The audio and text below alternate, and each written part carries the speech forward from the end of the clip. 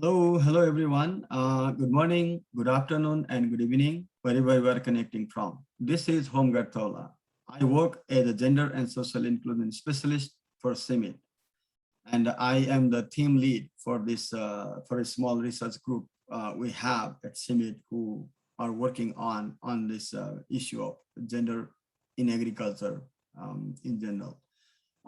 Today, I will be talking about the feminization of agriculture in South Asia. Broadly, I'll be inquiring about is this process, is South Asian agriculture is really feminizing? And that is the broader inquiry that I'll be having. Talking about a little bit more on the background information. As we know that women have been providing their labor force and their effort in agriculture since the dawn of civilization when agriculture started.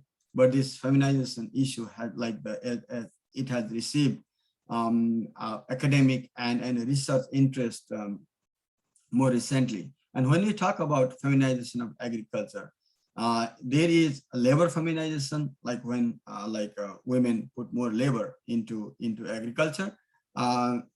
It is also a matter of their involvement in the decision making, more in the managerial role, how they are playing.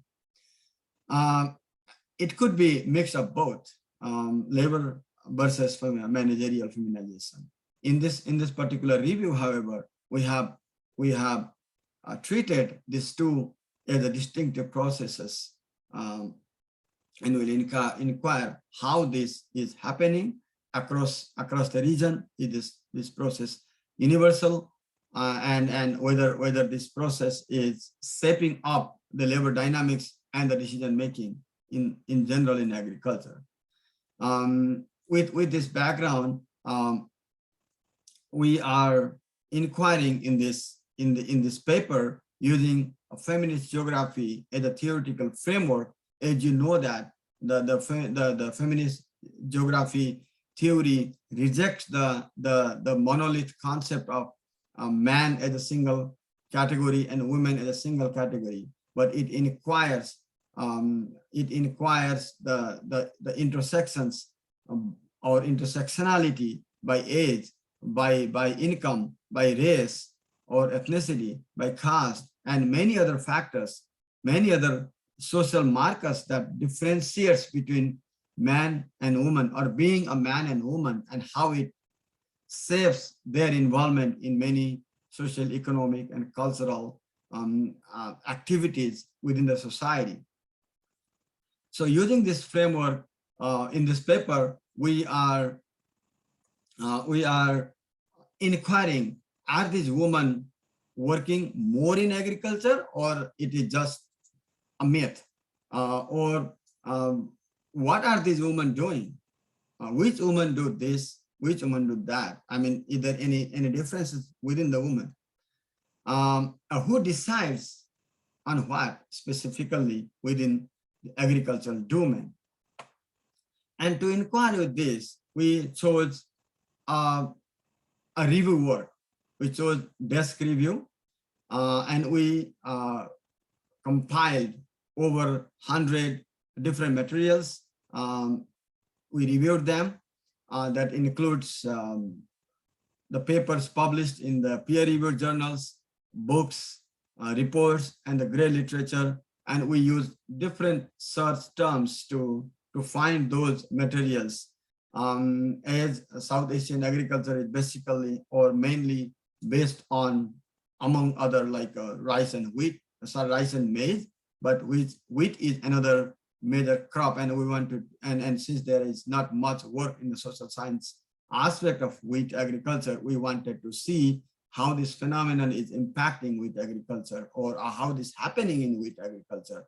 And we inquired using the word like feminization, agriculture, South Asia, and specific countries of India, Pakistan, Bangladesh, Nepal, gender, woman, participation, division of labor, land ownership, different concepts, different keywords we used in this paper. And talking about this, what did we find? We and I'm going to highlight some of the findings.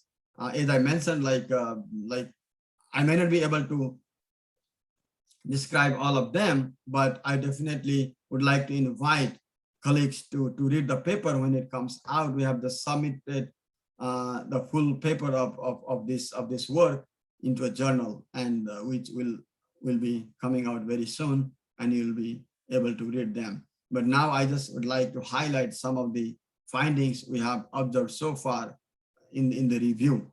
If you look at and having said that, if you look at the case of Bangladesh, the male labor force has gone down while women's labor force in agriculture has gone up, and their labor increase. Like if you look at another data, it says that wage labor, like women's agriculture wage labor, has increased from 3 to 11% between 2000 to 2015, and women are working more in the sectors of homestay that can be done within the homestay, within the household, like livestock, fisheries, and those kind of activities, while men are involved in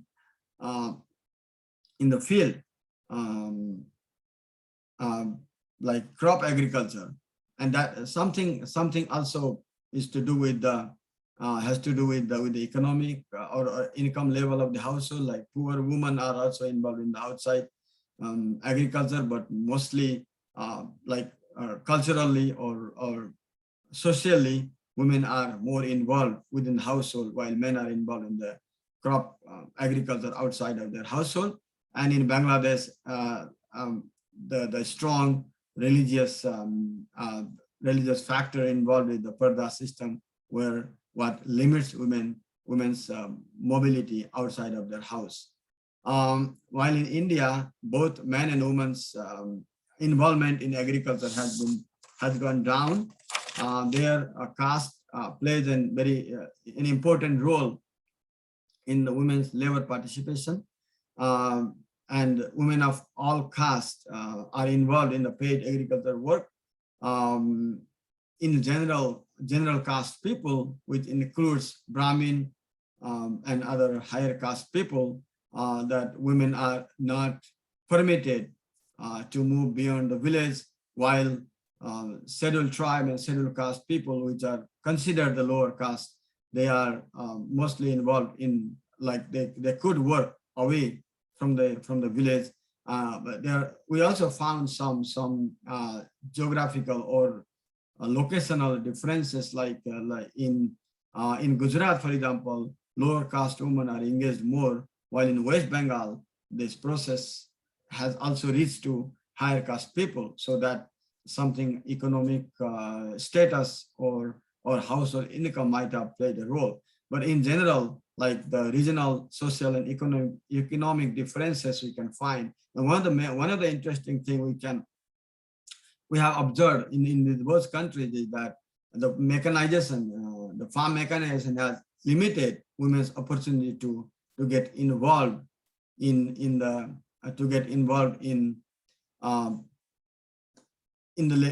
agricultural labor. Talking about Nepal, men involvement in agriculture is decreasing while women's is increasing, and they earn less, like women earn less than men. And one of the interesting things that we have observed in Nepal is that women are in general involved in manual type of agricultural activities, including weeding, harvesting, seeding kind of thing. But traditionally, we would not see women involved in plowing, but recently you can see them plowing, which is a kind of a normative change, like women are also doing that. Part of the thing is that this small mechanization, which is contradictory to what I said in the past, but this is highly context specific, which I highlight a little bit later. And if you look at the socio-cultural aspect, daughters-in-law in the extended households experience mainly the more labor burden, but less role in the decision making. In case of Pakistan, as anticipated women are involved more than men in agriculture. Their gender division of labor varies across the country, but the strong sense of masculinity and femininity um, uh, has played a big role in terms of their gender division of labor, and that is followed quite strictly in Pakistan. And similarly, in other countries, mechanization has negatively impacted women's bargaining power and participation in agriculture. Talking about managerial feminization, as I said, how are they involved in the decision making? Is there increased labor feminization? Would that help them more involved in the management of agriculture?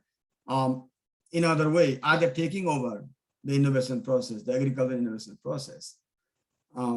Is this process uniform across the region, or are there many intersectionalities involved in the regional one, religious, social, cultural, economic? How these intersectionality are impacting in their role of agricultural decision making in agricultural decision making, or which women are more involved in agricultural decision making? Maybe those who are involved in social networks.